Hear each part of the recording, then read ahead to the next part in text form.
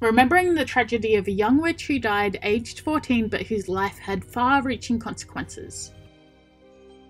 We have witnessed many acts of evil mostly at the hands of the Death Eaters and their supporters, but it is the powerful potential of dark magic that the perpetrators of one of the very worst acts of evil seen in wizarding history were a group of ordinary Muggle boys.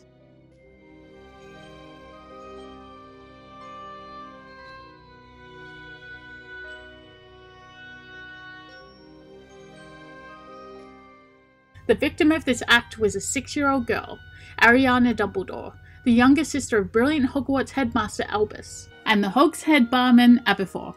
The brutal attack on young Ariana left her scarred and damaged, mentally unstable and afraid to perform magic. Her powers turned inwards, which is extremely dangerous. The ripple effect of poor Ariana's attack spread through every corner of the family. Her father, Percival Dumbledore, went after the Muggle boys and was sent to Azkaban for assaulting them, never revealing why he did it. Percival feared that if the Ministry knew that Ariana had been sent mad by what had happened, she would spend the rest of her life in St. Mungo's. Following Percival's imprisonment, his wife Kendra moved the family to Godric's Hollow, where she kept her daughter largely a secret and would only allow her outside at the dead of night. In Rita Skeeter's biography, The Life and Lies of Albus Dumbledore, she suggests that it was Kendra's shame at having produced a squib, a witch or wizard with no magical ability, which prompted her to keep her daughter out of the public eye.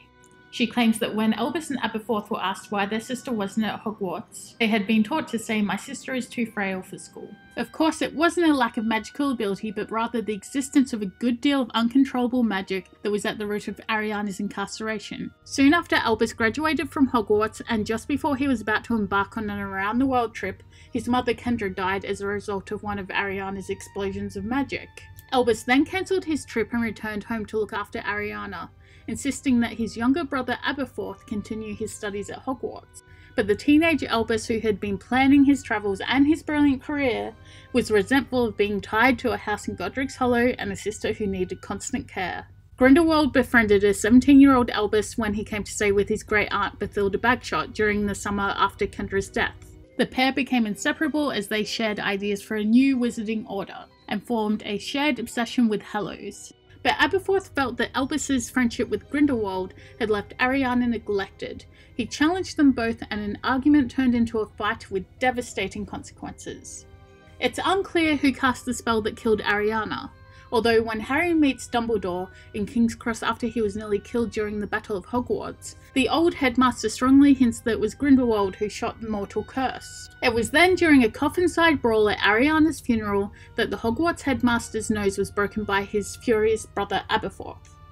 The siblings would later reconcile, but feelings of blame and their separate grief appeared to have never truly dissipated. Albus's decision to go after Grindelwald to stop his atrocities years later is likely to have been fueled in part by Ariana's death. The Hogwarts headmaster made one last mistake as a result of feelings of shame and guilt surrounding Ariana's death. He put on the cursed ring containing the resurrection stone which Voldemort had turned into a Horcrux.